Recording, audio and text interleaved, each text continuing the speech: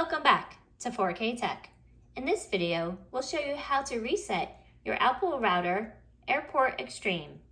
So once your Airport Extreme is plugged in, we're going to turn around to the back. And you'll notice here on the bottom right, there is a button. That button is the reset button. While your Airport Extreme is plugged into the wall, you'll want to unplug the power source from here. So let's go ahead and unplug that.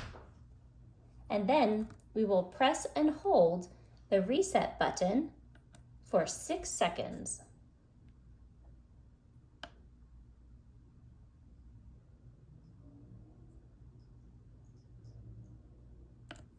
Now we will go ahead and plug the plug back into the Airport Extreme. Then it takes about a good minute for the Apple Airport Extreme router to reset back to factory settings.